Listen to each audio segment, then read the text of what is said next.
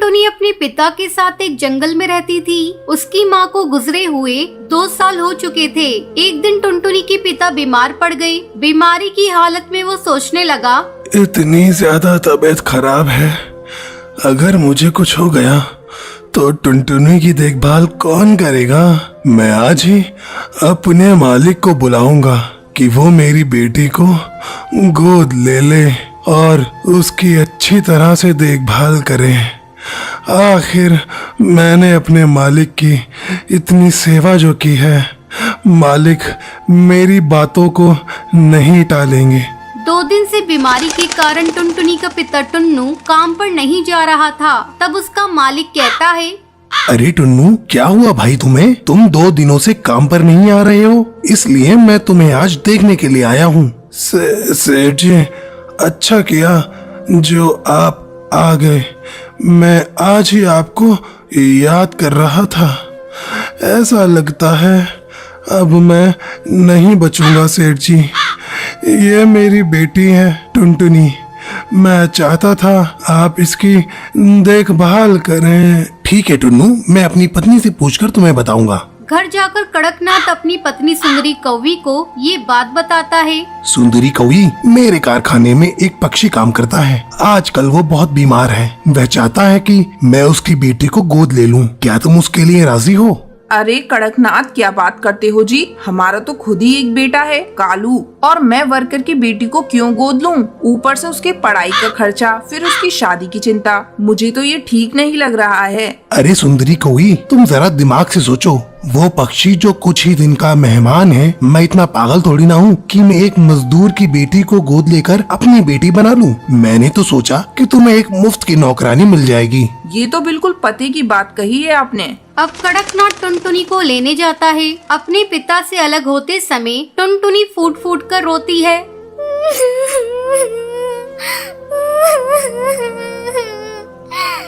बाबा, मुझे अपने से अलग मत करो। मैं आपसे अलग होकर कैसे रहूंगी? बाबा, मैं आपको छोड़कर कहीं नहीं जाऊंगी। जा मेरी बच्ची, इसी में तेरी भलाई है। कड़कनाथ टुनटुनी को घर लाता है। घर आकर कड़कनाथ अपने काम में बिजी हो जाता है और सुंदरी कौवी टुनटुनी से मीठी मीठी बातें करने लगती है। टुनटुनी, तू कुछ खाएगी? नहीं माँ, मुझे भूख नहीं है। अरे सुन टुनटुनी, मैं तेरी कोई माँ नहीं हूँ। तू मुझे मेम साहब कहा कर। चल अब जा जाकर रसोई में सो जा। अगली सुबह सुंदरी कौवी टुनटुनी के पास जाती है।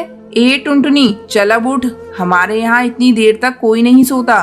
मैम साहब, रात में मुझे नींद नहीं आई। वो मुझे अकेले सोने की आदत नहीं है। तुझे तो अब सोना पड़ेगा। तू अकेले सोने की आदत डाल ले। चल अब झटपट उठकर मेरे साथ काम में हाथ बटा। टुनटुनी सुंदरी के साथ काम में हाथ बटाने लगती है। शाम को कड़कनाथ जब ऑफिस से आता है, टुनटुनी, मेरे लिए ठंडा पानी लेकर आओ। अभी लाती हूँ साहब। ये लीजिए साहब। कैसा पानी है? मैंने तुम्हें ठंडा पानी लाने को कहा था और तूने नल का पानी लाकर मुझे दे दिया। सारा मूड खराब कर दिया। ये कहकर कड़कनाथ टुनटुनी को एक थप्पड़ लगा देता है। धीरे धीरे समय गुजरने लगता है। एक दिन कड़कनाथ को कारखाने में खबर मिलती है कि टुनटुनी के पिता की मौत हो गई। कड़कनाथ ये बात टुनटुनी को नहीं बताता।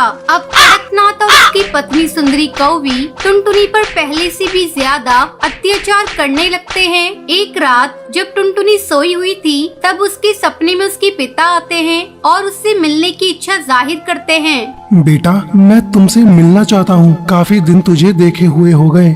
टुनटुनी सपने में अपने पिता को देखकर बेचैन हो जाती है। अब टुनटुनी सुंदरी कौवी के पास जाती है। उस समय कड़कनाथ और सुंदरी कौवी सो रहे थे। टुनटुनी दरवाजा खटखटाने लगती है। मैम साहब, जल्दी दरवाजा खोलिए। मुझे अपने बाबा से मिलने जाना है। मेरे बाबा मुझे बुला रहे हैं। मैं अपने बाबा के पास अभी इसी वक्त जाऊंगी। अरे टुनटुनी, इतनी रात हो गई है, तुम हम लोगों को परेशान क्यों कर रही हो? कौन सी आफत आ गई? मैम साहब, अब मैं यहाँ एक पल नहीं रहूंगी। मेरे बाबा मुझे बुला रहे हैं। मैं अपने बाबा के पास अभी जाऊंगी। चुप हो जा कमबख्त, सारी नींद खराब कर दी। कल सुबह बात करेंगे, चल अब भाग यहाँ से। टुनटुनी रोती रह जाती है, लेकिन कड़कनाथ और सुंदरी कौवी पर उस बच्ची के रोने का कोई असर नहीं होता। ये सब कालू कौवा देख रहा होता है और कालू को टुनटुनी पर दया आती है, लेकिन कालू कौवा कुछ कर नहीं पाता। एक दिन सुंदरी कौवी टुनटुनी को बेवजह पीट रही होती है, तभी कालू कौवा वहाँ आता है और टुनटुनी को बचा लेता है। माँ, आप में जरा सी भी दया नहीं है? कोई इस तरह किसी को मारता है क्या? अब टुनटुनी यहाँ नहीं रहेगी, मैं कल ही इसे इसके बाबा के यहाँ छोड़ कर आता हूँ। अगले दिन कालू कौवा टुनटुनी को उसके बाबा से मिलाने ले जाता है। वहाँ जाकर टुनटुनी को पता चलता है कि उसके बाबा अब इस दुनिया में नहीं रहे। ये सुनकर टुनटुनी बहुत रोती है। तभी कालू कौवा टुनटुनी से कहता है, टुनटुनी, अब तो तुम्हारे बाबा भी चल बसे और मेरे घर तुम ठीक से रह नहीं पाओगी। मेरी माँ तुमको चैन से रहने नहीं देगी। तुम अब अकेली हो। तुम बुरा न मानो तो मुझसे शादी करोगी? टुनटुनी को कालू कौवे की बात सुनकर अच्छा लगता है और टुनटुनी इसको शादी के लिए हाँ कर देती है। फिर वो दोनों एक साथ खुशी खुशी रहते हैं।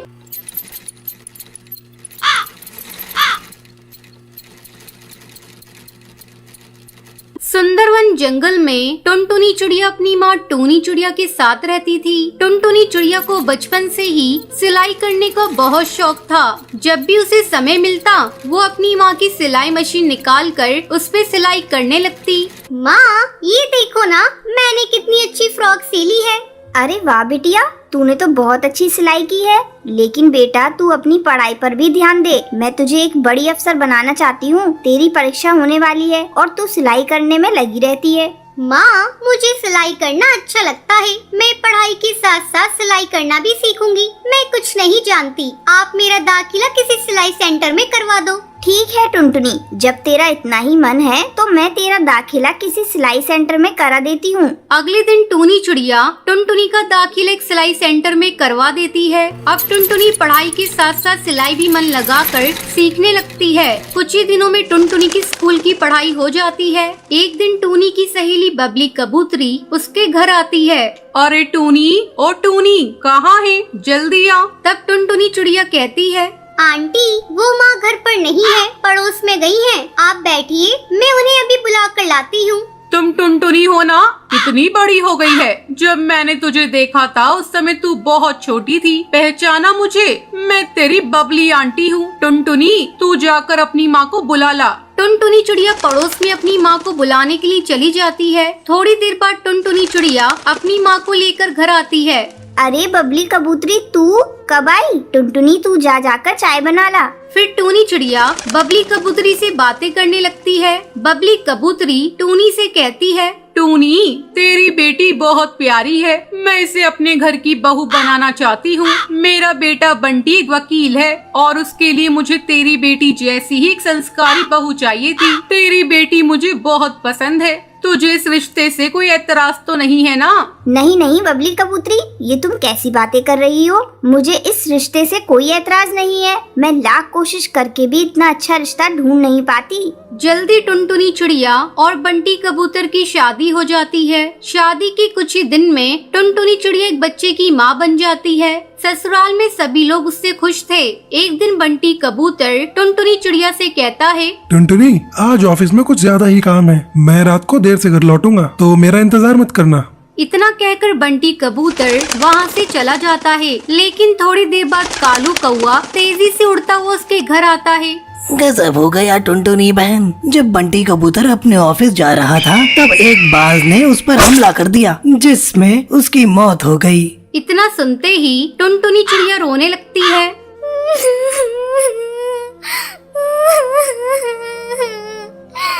माँ जी, ये सब क्या हो गया? माँ जी, बंटी कबूतर के बिना भी ये घर कैसे चलेगा? टुनटुनी, तू हिम्मत मत हार बेटा। ऊपर वाले की मर्जी के आगे किसी की नहीं चलती। इस तरह कुछ दिन गुजर जाते हैं। टुनटुनी चिड़िया अपना दुख भुलाकर सिलाई का काम करना शुरू कर देती है। आस पड़ोस के पक्षी उसके पास अपने कपड़े सिलवाने के लिए आने लगते हैं। एक दिन हरी काकी उससे कहती है, टुनटुनी, तू तो इतनी अच्छी दर्जी है, इसके बारे में तो मुझे पता ही नहीं था। कम पैसों में बहुत अच्छे कपड़े सिल देती है। तू ऐसा कर, अपना एक बुटीक खोल ले। हाँ काकी, आपका सुझाव बहुत अच्छा है। मैं जल्दी ही अपना बुटीक खोलूंगी, लेकिन इसके लिए पहले मैं माँ जी से इजाजत लूंगी। हरी काकी के जाने के बाद टुनटुनी चिड़िया अपनी सास से बुटीक खोलने की इजाजत मांगती है। माँ जी, क्यों ना मैं अपना एक बुटीक खोल लूं, इससे अच्छी कमाई हो जाएगी। ठीक है टुनटुनी, तुझे जो अच्छा लगे वो कर। तू अपने बुटीक का अच्छे से काम कर, मैं तेरे बच्चे को संभाल लूंगी। जल्द ही टुनटुनी चिड़िया अपना बुटीक खोल लेती है। अब उसकी कमाई पहले से दुगनी हो गई थी। इस तरह टुनटुनी चिड़िया खुशी खुशी अपनी जिंदगी बिताने लगती है। सुंदरवन जंगल में कालू कौवा अपनी बीवी टुनटुनी और अपनी माँ टूनी के साथ रहता था। टुनटुनी और कालू कौवा टूनी के साथ बिल्कुल अच्छा बर्ताव नहीं करते थे। एक दिन कालू कौवा काम के लिए निकल जाता है। टूनी को बहुत भूख लगती है। वो टुनटुनी को आवाज लगाकर बोलती है, टुनटुनी बेटा, कुछ खाने को बना दो, बहुत भूख लग रही है। दोपहर भी हो गई है, मुझे दवाई लेनी है। खाने को भी मैं ही बना कर दूंगी। आपके हाथ पर क्या काम नहीं करते? दिन भर परेशान कर देती हो, कुछ तो काम कर लिया करो। बेटा, मुझसे काम नहीं होता, वरना मैं तुम्हें परेशान नहीं करती। मैं खुद ही सब कर लेती। हाँ हाँ, खाना खाने को बोल दो बस, तो भर भर कर खा लोगी। और थोड़े से काम का बोल दो तो हाथ पैर नहीं चलते इनके। इतना बोलकर टुनटुनी अपने कमरे में चली जाती है। टूनी चिड़िया भूखी ही रोते रोते अपने कमरे में जाकर सो जाती है। शाम को कालू कौवा नौकरी से आकर अपने कमरे में जाकर सो जाता है। टूनी चिड़िया भूखी प्यासी ही सोई रहती है, उसे कोई पूछने नहीं आता। दूसरे दिन टूनी की तबीयत खराब हो जाती है। टूनी कालू कौवे के पास जाती है और बोलती है, बेटा कालू, मेरी तबीयत आज कुछ ठीक नहीं है और मेरी शुगर की दवाई भी खत्म हो गई है। जरा बाजार जाकर ला दो। अरे माँ, तुम्हें पता है ना खर्चे कितने बढ़ गए हैं। मैं परेशान हो गया हूँ इन रोज रोज के खर्चों से। खैर, आपकी दवाई लाकर दे दूंगा। और सुनो माँ, टुनटुनी को परेशान मत करना, वो बेचारी थक जाती है पूरे दिन घर का काम करते करते। पर बेटा, मैंने कहाँ परेशान करा बहू को। चुप करो माँ, तुम्हारी नीयत और सीरत मैं अच्छे से जानता हूँ। तुम बस चुपचाप एक कोने में पड़ी रहा करो। कालू अपनी माँ को बुरा भला कहकर काम पर चला जाता है। जब शाम को घर लौटता है तो टुनटुनी टीवी पर सीरियल देख रही थी और माँ टूनी एक कोने पर चुपचाप बैठी कालू बेटे का रास्ता देख रही होती है। कालू कौवा जैसे ही अंदर आता है, फिर टूनी उसके लिए पानी लेकर आती है और बोलती है, ले बेटा, पानी पी ले, थक गया होगा ना। हाँ हाँ, P low Kalu ji, P low. तुम्हारी माँ को ही तुम्हारी फिक्र है बस। मैं तो कभी तुम्हारे बारे में सोचती ही नहीं हूँ। ऐसा नहीं है बहू, तुम टीवी देख रही थी इसलिए मैंने पानी दे दिया। आखिर मेरा बेटा है। अरे, सब समझती हूँ मैं आपकी हरकतें। कितनी चालबाज हैं आप, घर में फूट पड़वाना चाहती हो। ऐसा कुछ नहीं है बहू। बेटा तू समझा बहू को, ये क्या कुछ बोल रही है। क्या समझाऊं? हैं? क्या समझाऊं? सही तो बोल रही है। कोई काम होता नहीं तुमसे और मुझे देखकर सब काम खुद करने लग जाती हो। मुझे तो समझ नहीं आता कि कैसे झेलूंगा मैं तुम्हें माँ। मैं तो कहती हूँ इनको ना किसी वृद्धाश्रम में छोड़ाओ। जान खा रखी है इस बुढ़िया ने। हाँ, सुबह ही किसी वृद्धाश्रम में ले जाता हूँ। बेटा मैं कहीं नहीं जाना चाहती, मुझे अपने से दूर मत कर, मैं मर जाऊंगी। तुम्हें जाना ही पड़ेगा माँ, तुम इस घर में रहने लायक नहीं हो। तुम्हें इज्जत की रोटी हजम नहीं होती माँ, और ना तुम हमें ठीक से रोटी खाने देती हो। अब हम ही इस घर को छोड़ देंगे, बस यही चाहती हो ना। कालू कौवे की बातें सुनकर टूनी रोते रोते बोलती है, नहीं बेटा, तू ऐसा मत बोल, मैं ही चली जाऊंगी। सुबह होते ही कालू कौवा अपनी बूढ़ी माँ को वृद्धाश्रम छोड़ आता है। थोड़ा समय बीत जाता है। एक दिन कालू कौवा और टुनटुनी लंच के लिए अपने दोस्त मिट्ठू तोता को अपने घर बुलाते हैं। मिट्ठू कालू से बोलता है, अरे यार, कितने सालों बाद मिले हैं अपन आज। हाँ यार, बहुत टाइम हो गया। आज तो भाभी जी के हाथ का खाना खाने को मिलेगा। पर भाभी, एक बात बोलूंगा, आंटी जैसी दाल की खिचड़ी कोई नहीं बना सकता। वो तो पूरे जंगल की बेस्ट कुक है। क्यों, है ना कालू कौवे? हाँ यार। वैसे यार, आंटी है कहाँ? दिखाई नहीं दे रही है। यार, मैं और टुनटुनी उनसे परेशान हो गए थे। उन्होंने परेशान कर दिया था।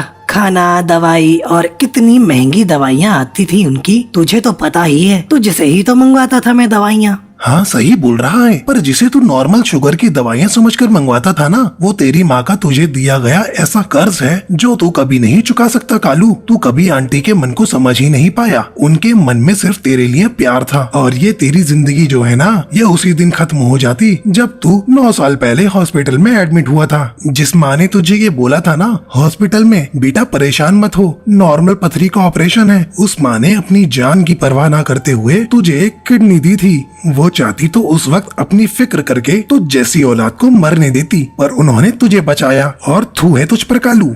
मिट्ठू की बातें सुनकर कालू की आंखों से आंसू बहने लगते हैं। दूसरे दिन ही कालू कौआ सुबह सुबह अपनी माँ को लेने आश्रम पहुँच जाता है। आश्रम में टूनी की तबीयत बहुत खराब होती है और वो बस कालू को ही याद करती रहती है। डॉक्टर कालू को देखते ही बोलती है, कैसे बेटे हैं आप जो अपनी माँ को इतनी तकलीफ में भी यहाँ छोड़ गए। वो आपको इतना याद कर रही है और आप अपने ही जीवन में मस्त हैं। आप जैसे लोगों को अपनी माँ का जरा भी ख्याल नहीं होता। डॉक्टर आप उन्हें ऐसे मत डांटिए, उनकी कोई गलती नहीं है, वो तो मैं ही बार बार बीमार पड़ती रहती हूँ। देखा कितनी अच्छी माँ है, तुम्हारी गलतियों को भी अपनी गलती बता रही है। तुम धन्य हो जो तुम्हारे पास माँ है। इस दुनिया में ऐसे भी पक्षी हैं जिनके पास माँ का साया तक नहीं होता। डॉक्टर की बातें सुनकर कालू अपनी माँ टूनी को रोते रोते गले लगाता है और बोलता है, माँ मुझे माफ कर दे माँ, मैं तेरे कर्जों को कैसे उतारूं? माँ मैंने तुझसे बहुत बुरा बर्ताव किया। माँ जी मैंने भी बहुत बुरी तरह से आपको परेशान किया, मुझे माफ कर दीजिए माँ जी। अरे मेरे बच्चों, माँ कभी अपने बच्चों से नाराज होती है? मैं तो बस हमेशा तुम्हें खुश देखना चाहती हूँ। और फिर तीनों खुशी खुशी घर आ जाते हैं।